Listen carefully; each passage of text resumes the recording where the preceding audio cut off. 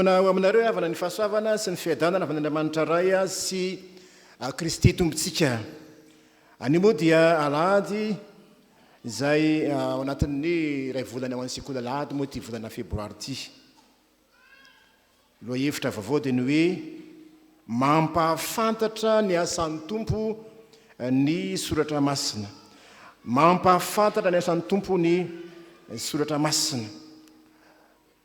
Ny Samoela voalohany toko 7 ry havana, ny andininy 10 ka hatramin'ny 710 no akatsika ary ny hafatry ny Tompo. Mampahafantatra antsika tokoa ny soratra masina, manahoana tokoa moa zany asan'Andriamanitra eo amin'ny fiainan'ny vahoakany zany.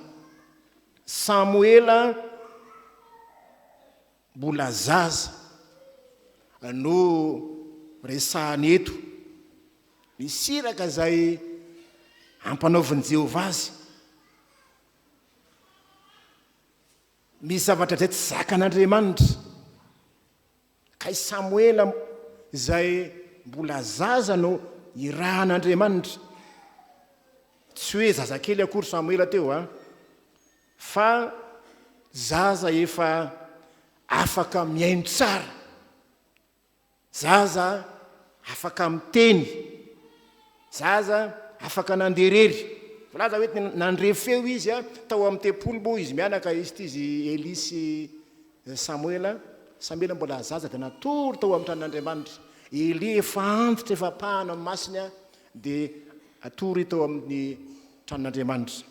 Dia nisy feo reny Samoela, nandrefeo izy, nitsangana izy, niantso angahy ianao, tsy niantso anao dana miverina matory, tonga ihany ny feo, tonga ihany ny feo. Zaza efa afaka nampitana hafatra, zaza afaka nandre toromarika tsara. Samoela eto efa afaka mihaino sy miteny sika, ary efa mahatakatra. Midika zany fa zaza efa mandray toromarika tsara. Eo amin'ny 9 taona ka hatramin'ny 12 taona eo ho ny mpandinika raha ny tokony taonan'ity Samoela ity zay tena tamana mitao amin'ny tranon'Andriamanitra, manompo ao amin'ny tranon'Andriamanitra miaraka amin'ny Eli izay efa antitra. Efa intelo Jehovah no niantso azy, ary torohevitra Eli no milazany hoe rehefa miteny aminao izy dia izao tenenina, mitenena Jehovah fa mihaino mpanomponao. Zay ilay teny andininy 10. Ary Jehovah, hoy Jehovah, ary avy Jehovah dia nitsangana ka niantso toy ny teo ihany.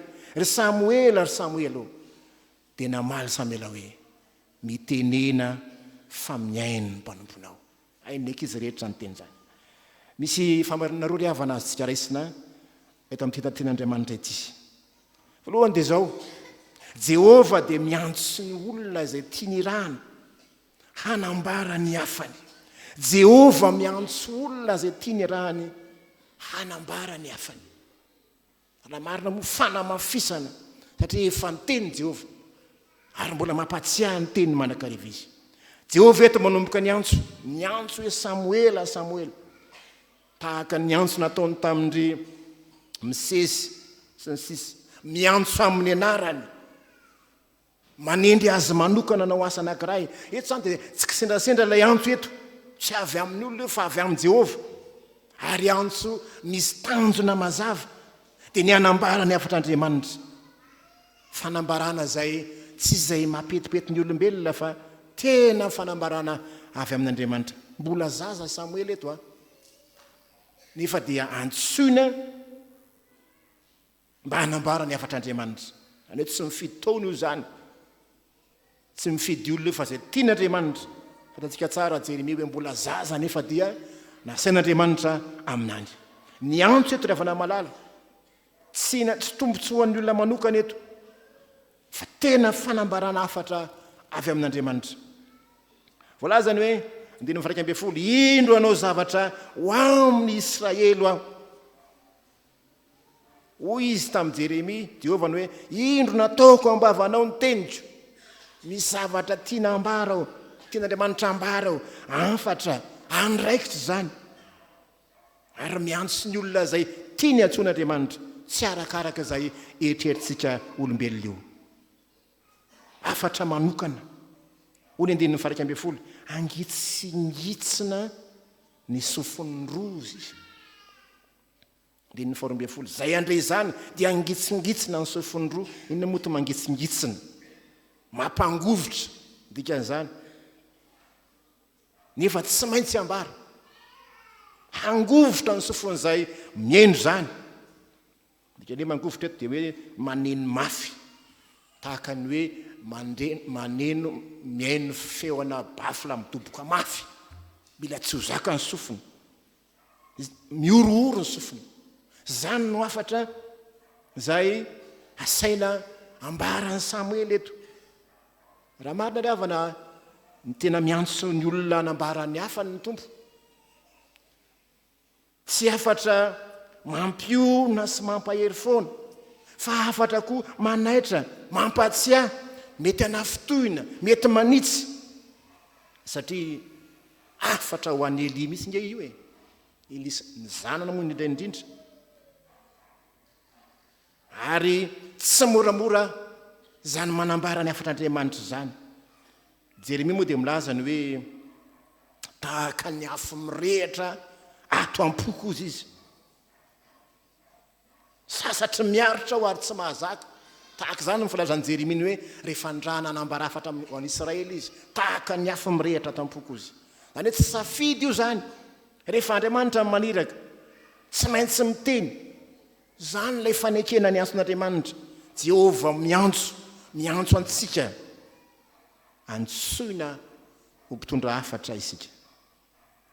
Tsy sanatria ho mpanamboamboatra hafatra, fa anambara hafatra. Marina fa amin'Andriamanitra. Ho tanterahako zay no lazaiko ozy izy. Efa hafatra nambarany tamin'ny Eli zao, tamin'ny Israely. Fa apatsahivony ray. Alahady ny sekolady moa le avana manomboka amin'ny teny io tia. Ny sekolady amin'izany, ny ankizy zany, tsy natao hoe hianatra tenin'Andriamanitra fotsiny ihany zany, fa mampita ihany koa zay mahay, zay mahalala, dia mampita. Ary rehefa mampita tenin'Andriamanitra dia tsy manova, tsy manalefaka, tsy manamboamboatra. Zay lazain'i Jehovah ihany. Tsy mora zany. Tsy mora ny asa anirana an'ireny mpitondra ny havatr'Andriamanitra ireny. Mety misy fotoana ny hoe izy tamin'ny Ezekela hoe na hiaino izy na tsy hiaino dia ho lazainao ny teniko. Anjaran'ny Samoela eto zany. Tena milaza, manambara ny havatry ny tompo satria olona ny rana izy. Na dia mbola zaza aza. Maniraka antsika inkory-havan'ny tompo. Hitory ny filazany tsara. Mandihany amin'izao tontolo izao. Mitory ny filazany tsara. Rehefa miantso ny tompo. Tsy safiditsika olombelona zany. Zay tiantsika no ambara.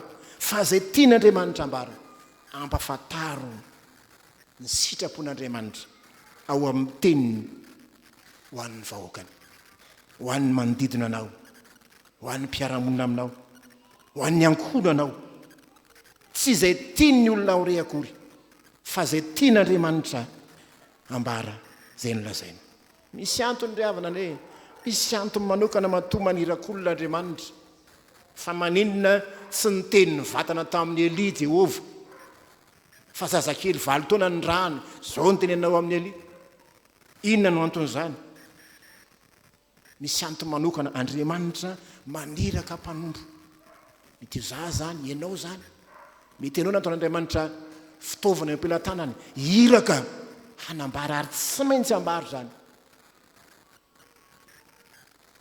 Amin'izany andro zany ozy no anateterahako amin'ny Eli ny zavatra hitra ny lazaiko ny amin'ny ankohonany hatramin'ny voalohany ka hatramin'ny farany. Zanak'Eli manao nataony Samoela ny rana ndana teneno. Mandeha tenin'Andriamanitra ianao, mandre anatra ianao, dia mino anatra. Fa zany ny zavatra tiana ambara eto, tsy ny haino anatra ny zanak'Eli. Raha vanentra amin'ny tompo manirakolon'Andriamanitra hanambara ny hafany.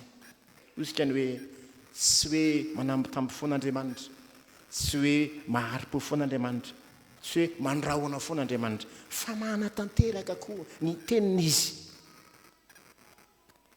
Tsy hoe Andriamanitra maharitra mahari-po dia midika hoe adininy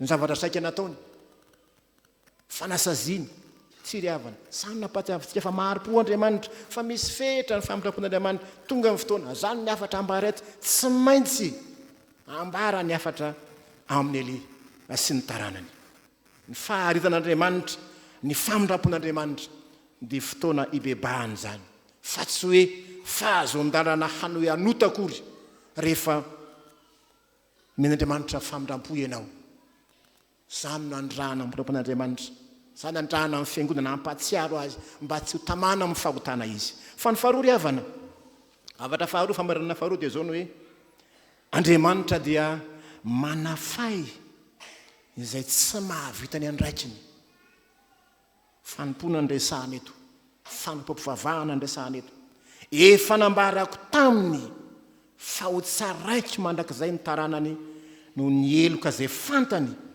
satria ny zanany no hatonga ozina ho an'ny tenany nefa tsy no sakanany hoy ny Andinin-Tsoratra Masina efa nambarako taminy fa ho tsaraiky mandrakizay ny taranany no ny eloka izay nafantany satria ny zanany no hatonga ozina ho an'ny tenany nefa tsy ny sakanany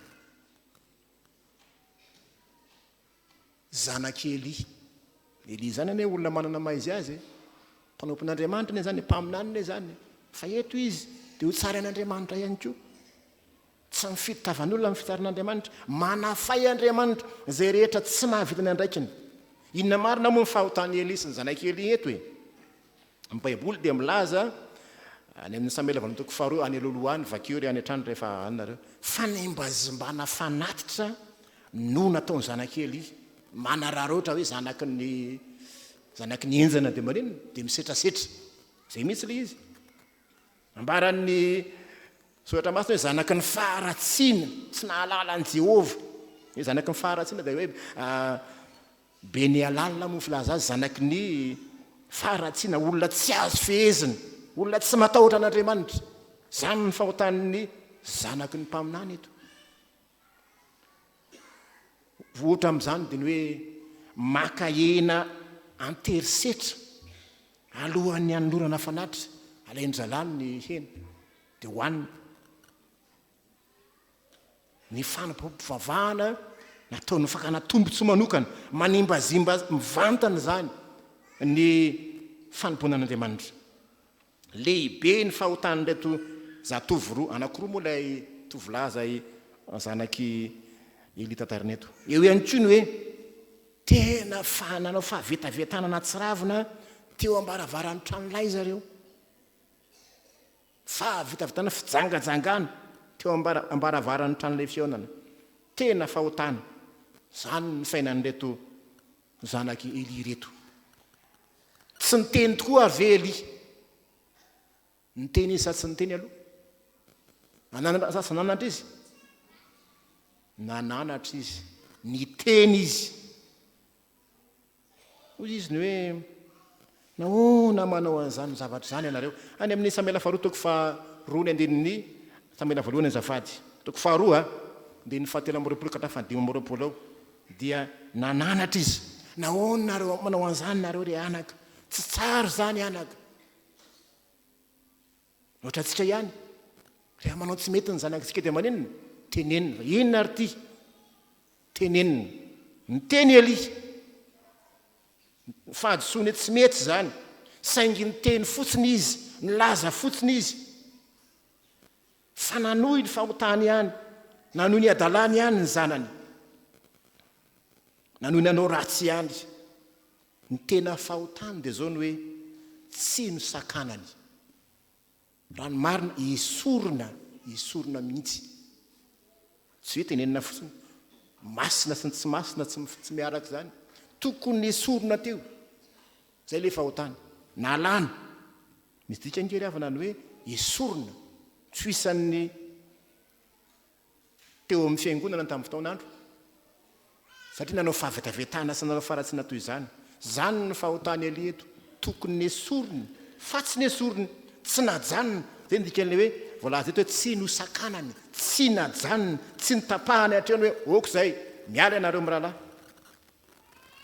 fa manana fahefana amin'izany Eli fa tsy nataony ka lasa nijery fotsiny ny teny izy fa tsy nandray andraikitra tsy nampitsahatra ny ota fa nanohy hatrany fahotany ka mafy ny fitsarana azy mafy ny fitsarana ny ray aman-dreny mananjanaka maditra fa tsy miteny tsy mananatra mafy ny fitsarana ny mpitarika ara-panahy mahita ny olona tareheny tsy miteny tsy mananatra fa avela manohy ny fahotany ary mifanira teneniny ianao zany hoe tsy mety ajanony ty fa adin'Andriamanitra koa nge reny re mpitaritra ireny mpampianatry sekolady diakona aloha olona tandra sy mpiandry miteny reny fa ho adin'Andriamanitra izy raha tsy miteny raha misy zavatra tokony azony sakanana hoe ty tsy mety katsanana treo fa tsy nataony dia fahotany zany ary zay ny fahotany ali eto lasa tsinitsinina ny famasinan Jehovah ahoana ny tenin'Andriamanitra zay manome voninahitra no omeko voninahitra ary zay manamavo aho izy manenina no afabaraka zay manome voninahitra no omeko voninahitra zay manamavo aho ho afabaraka hoe zay manira tsy raha dia ataoko tsinitsinina zany ny soratra masina Samoela voalohany toko faharoa andininy fa 7 zanak'Ely nanao fahotana lehibe zanaky ny fanimbazimbana zanaky ny faharatsiana rehefa miteny aza sekolady manomboka androany rehefa miteny ny ray aman-dreny ndraiky izy hoe ajanony io dia ajanony aza manohy manota fa na ianao na ny ray aman-dreninao dia samy melika ao anatin'Andriamanitra raha mitoy ihany le fahotany ny tena ny teny Eli na nanatra fa tsy nisakanany tsy vitany ny andraikiny zany ny tamavesatra ho an'ny mpitarika rehetra ho an'ny ray aman-dreny ho an'ny mpampianatra ho an'ny mpanabe rea tsy mahavita zay nandraikitra zany fahotana ry havana tena fahotana mijery fotsiny ny fahadalan'ny hafa ny fahotan'ny hafa fahotana zany aleo alan'ny olombelona zay haran'Andriamanitra fa ho tsarain'ny tompo isika fahotana miteraka fahatezerin'Andriamanitra ao isika ny fijerevana fotsiny fanakanana olona zay mbola mitoy manota tsy mety miala amin'izany mitenena foana ozy izy ny bokin'ny Ezekiela na iaino izy nanenina na tsy iaino raha fa miteny ianao mananatra manakina ianao mbola manohy izy afaka amin'ny rano ianao fa raha tsy miteny ianao ho adinina aminao ny rano ianao omeloka ny taranak'ao na ny olo-piezinao na mpianatra ao omeloka ihany koa fantatra Eli tsara ny raha tsy nataony zanany ary tompona andraikitra ny ray aman-dreny tompona andraikitra ny mpitaritra eo anatin'Andriamanitra ka ny fitsarana zany ravana malala raha dirina amin'izany ny fitsarana dia tsy ny ota ihany ange zany ny tsarana antsika fa ny tsy fandraisantsika andraikitra vitanao ve nandraikitra ao tanteraka ao ve ho tsaraina amin'izany ko ianao zany ny tenin'Andriamanitra zay ambara amintsika ravana malala zany nafatra ny tenin'Andriamanitra fahamarinana roa zay nomenantsika teo ravana malala miantso olona zay tian'Andriamanitra mampatsiahany teniny ary io Andriamanitra ihany koa dia Andriamanitra manafay zay tsy mahavita ny andraikiny dia tanteraho ataovy tsara naikitra napetraky ny tompo taminao mba tsy ho ely koa ny tenin'Andriamanitra ho azy ny voninahitra aminao ny fiadanany amen